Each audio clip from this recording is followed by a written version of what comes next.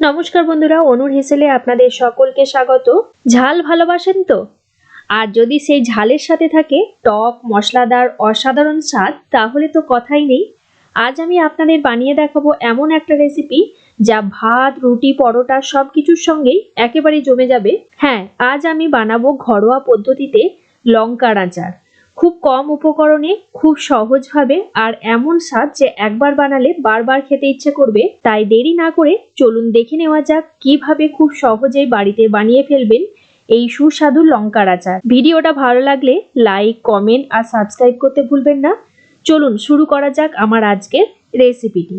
লঙ্কার আচার বানানোর জন্য আমি প্রথমে আচারের একটা স্পেশাল মশলা তৈরি করব। তাই একটা প্লেটের মধ্যে আমি নিয়ে নিচ্ছি 2 চা চামচ গোটা ধনে, 1 চা চামচ গোটা জিরে আর 2 চা চামচ গোটা মৌরি,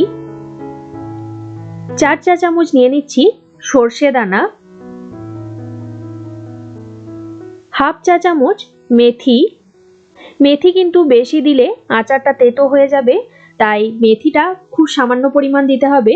এই গোটা মশলাগুলো আমি শুকনো কড়াইতে একটু নাড়াচাড়া করে হালকা করে গরম করে নেব।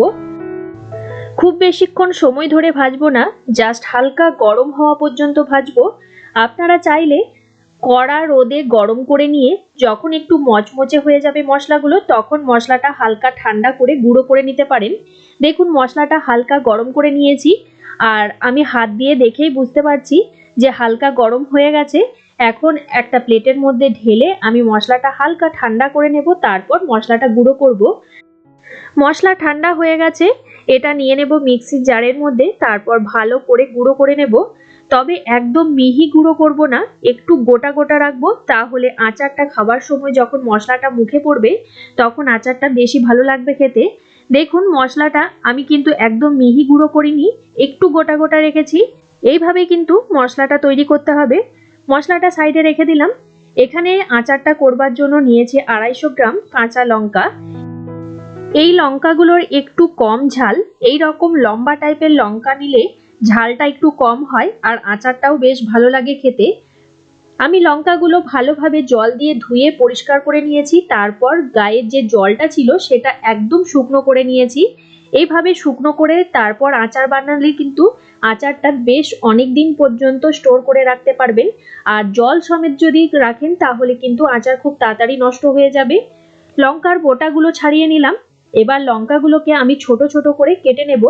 আপনারা চাইলে কিন্তু বড় বড় টুকরো করেও কাটতে পারেন, তবে এই রকম ভাবে ছোট ছোট কাটলে একটা বাইটেই লঙ্কাগুলো বেশ মুখে পড়লে খেতে ভালো লাগবে আচারটা।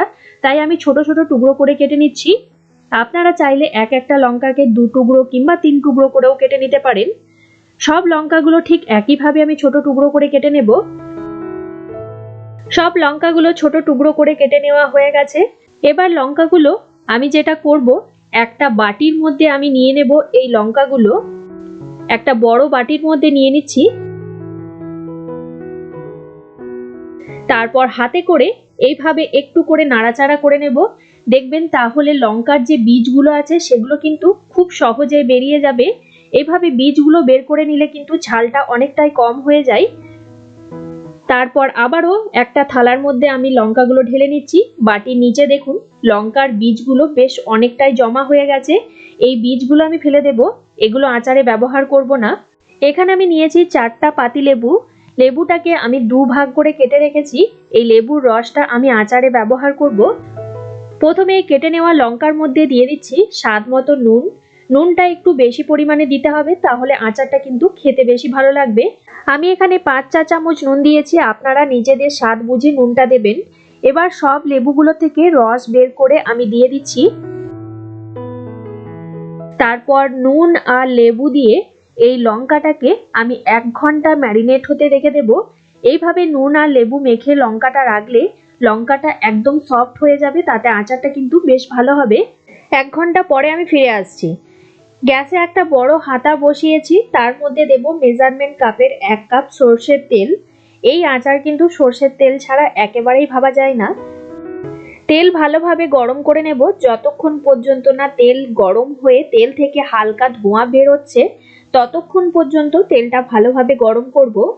তেল ভালোভাবে গরম হয়ে গেছে, দেখুন তেল থেকে ধোঁয়া বের হতে শুরু হয়েছে। এখন গ্যাসের ফ্লেমটাকে বন্ধ করে তারপর তেলটাকে একদম ঠান্ডা করে নেব। কাঁচা তেল আচারের মধ্যে দিলে আচার কিন্তু খুব তাড়াতাড়ি নষ্ট হয়ে যায়, তাই এইভাবে গরম করে তারপর আচারের মধ্যে তেল দিলে কিন্তু আচারটা বেশ অনেকদিন পর্যন্ত সংরক্ষণ করে রাখতে পারবেন। দিয়ে দিলাম হাফ চা চামচ হিং। হিং দিলে আচারের স্বাদ কিন্তু ভীষণ ভালো হয়।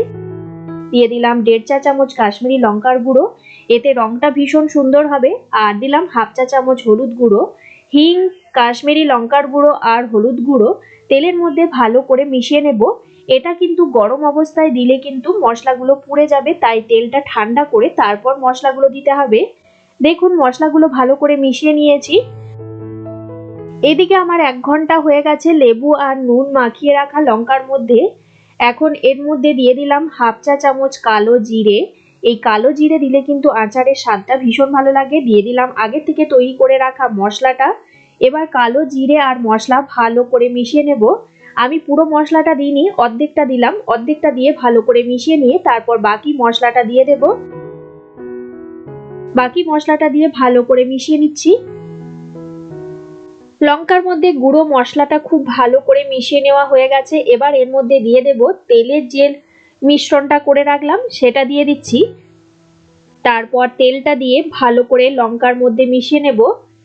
এইরকম আরো নতুনত্ব রেসিপি দেখতে হলে আপনি যদি ফেসবুক বা ইনস্টাগ্রাম থেকে আমার ভিডিওগুলো দেখে থাকেন তাহলে ফেসবুক পেজটাকে ফলো করে রাখবেন।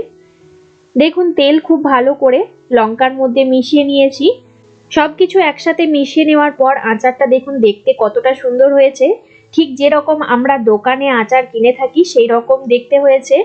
এটা কিন্তু ভীষণ ভালো লাগে রুটি পরোটার সাথে খেতে। রোদে দেওয়া ঝামেলা ছাড়া আচারটাকে বহুদিন পর্যন্ত স্টোর করে রাখার জন্য আমি যেটা করব সেটা হলো 1/3 কাপ ভিনিগার এর মধ্যে অ্যাড করব।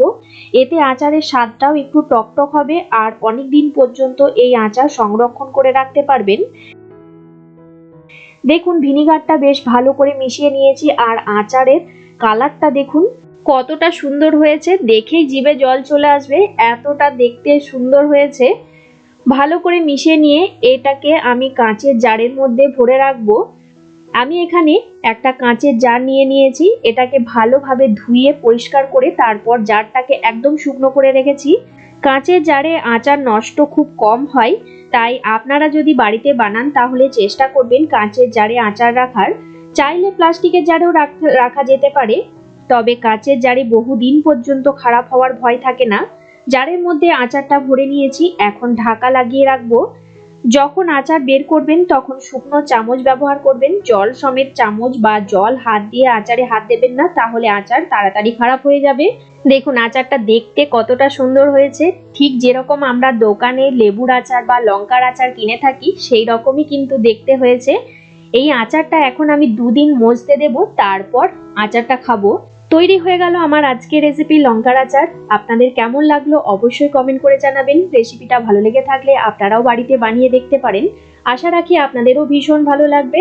ভিডিওটা ছেড়ে যাওয়ার আগে একটা লাইক করে দেবেন আর আপনারা আপনাদের বন্ধুদের সাথে রেসিপিটা শেয়ার করুন। যারা যারা এখনো পর্যন্ত আমার চ্যানেলটা সাবস্ক্রাইব করেননি তারা সাবস্ক্রাইব করে পাশে বেল নোটিফিকেশনটা প্রেস করে অল অপশনটা প্রেস করে রাখবেন, তাহলে আমি চ্যানেলে যখনই কোনো নতুন রেসিপি শেয়ার করব সবার প্রথমে নোটিফিকেশন আপনাদের কাছে পৌঁছে যাবে।